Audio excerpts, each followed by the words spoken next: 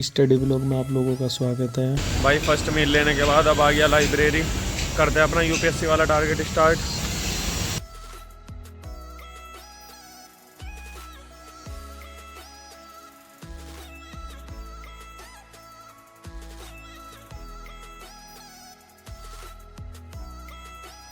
आज इकोनॉमी में शुरुआत करी पीपीआई से, प्रोड्यूसर प्राइस इंडेक्स से। यह सूचकांक वस्तुओं और सेवाओं के उत्पादक कीमतों में औसत परिवर्तन को दर्शाता है। यह उत्पादक के दृष्टिकोण से मूल्यों में बदलाव को व्यक्त करता है तथा इस सूचकांक में उत्पादन की मूल कीमतों का प्रयोग किया जाता है। बात पड़ा एनएचबी सूचकांक। यह सूचकांक भारत का पहला आधिकारिक आवास मूल्य सूचकांक है। इसकी शुरुआत वित्त मंत्रालय के आदेश पर राष्ट्रीय आवास बैंक द्वारा एनएचबी वर्ष 2007 में की गई। वर्तमान में इसका आधार वर्ष 2017-18 है। बड़ा मुद्रास्फीति के प्रभाव, उपभोक्ता पर प्रभाव, उत्पादक पर प्रभाव, रोजगार पर प्रभाव, निश्चित वेतन वाले व्यक्तियों पर प्रभाव आदि। फिर इसके बाद पड़ा मुद्रास्फीति उपाय नियंत्रण। इसके दो उपाय नियंत्रण है, मांग पर नियंत्रण, आपूर्ति में वृद्धि। के बाद नया टॉपिक शुरू किया, राष्ट्रीय आय। यह एक लेखा वर्ष की अवधि के दौरान एक देश के सामान्य निवासियों द्वारा अर्जित कारक आय का कुल योग है। अर्थात यह एक वित्तीय वर्ष में उत्पादित अंतिम वस्तुओं और सेवाओं का कुल मौद्रिक मूल्य। भारत में राष्ट्रीय आय का मापन एनएसओ राष्ट्रीय सांख्यिकी कार्यालय द्वारा किया जाता है। फिर पढ़े राष्ट्रीय आय के कुछ कारक। यहाँ वो मेरा इकोनॉमी का सेशन कंप्लीट करते हैं। गवर्नेंस शुरू। गवर्नेंस में शुरुआत की नगर पालिकाओं से। नगर पालिकाएं 74वां संविधान संशोधन 1 जून 1993 से प्रभावी। नगर पालिका के कुछ कार्य अधिकार जो आर्टिकल 243 डब्ल्यू में है। के बाद पढ़ा आर्टिकल 243 ZD।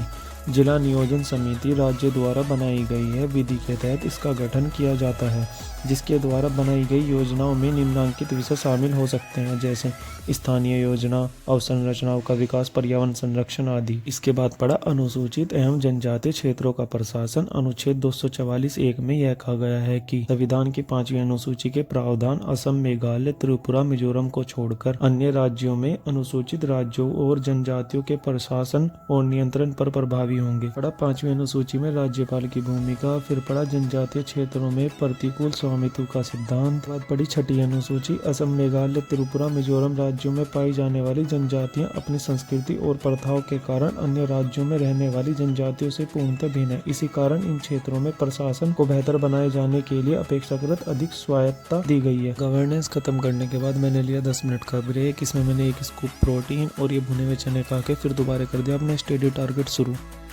आज जियोग्राफी मैपिंग में शुरुआत की ऑस्ट्रेलिया से। पश्चिमी ऑस्ट्रेलिया में डर्लिंग रेंज के समीप अवस्थित भारत भूमध्य सागर जलवायु प्रदेश में है, इसलिए ऑस्ट्रेलिया का यह क्षेत्र रसदार फलों की खेती के साथ साथ खाद्य प्रसंस्करण उद्योग का एक महत्वपूर्ण केंद्र भी है। नॉर्थ टेरिटरी में अवस्थित अर्नम लैंड बॉक्साइट के भंडार की दृष्टि से ऑस्ट्रेलिया का एक महत्वपूर्ण क्षेत्र है। ऑस्ट्रेलिया में आइरस रॉक को ऑस्ट्रेलिया का उलूरा भी कहते हैं, जो धार्मिक पर्यटन का एक महत्वपूर्ण केंद्र है। तथा मरुस्थलीय क्षेत्र में वायु अपर्दन के द्वारा टापू द्वीप रूपी अवशिष्ट आशलाकृतियों को इंसेलबर्ग कहते हैं। बड़ा किम्बर्ली का पठार। किम्बर्ली का पठार लौह एस्क के भंडार के लिए महत्वपूर्ण है। वहीं पश्चिम ऑस्ट्रेलिया में अवस्थित पिलबर्ग लौह एस्क के खंडन का एक महत्वपूर्ण केंद्र है। फिर बड़ा केप यॉर्क प्रायद्वीप के बारे में। केप यॉर्क प्रायद्वीप का पर्वतीय क्षेत्र बॉक्साइट के भंडार की दृष्टि से ऑस्ट्रेलिया का एक महत्वपूर्ण क्षेत्र है। यहाँ अवस्थित द्वीपा विश्व स्तर पर बॉक्साइट के खनन का एक महत्वपूर्ण केंद्र है। बड़ा ग्रेट डिवाइडिंग रेंज के बारे में। ऑस्ट्रेलिया का मुख्य जल विभाजक है, जो प्रशांत महासागर, हिंद महासागर, दक्षिण महासागर में गिरने वाली नदियों के एक अपवा क्षेत्र को अलग करता है। भाई अब बज रहे हैं 5 और मैं निकल रहा हूँ लाइब्रेरी से, क्योंकि मेरी आज करंट अफेयर वाली मैगजीन घर पे ही रह गई, तो 2 घंटे घर ही पढ़ लेंगे। ठीक है भाई, चलते हैं घर।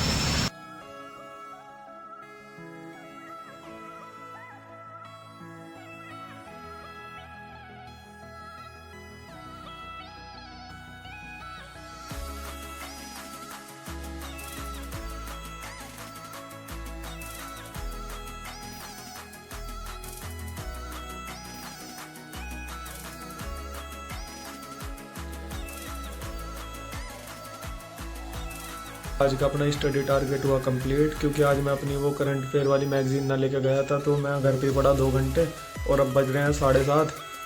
करते हैं इस व्लॉग को यहीं खत्म भाई, मिलते हैं नेक्स्ट व्लॉग में।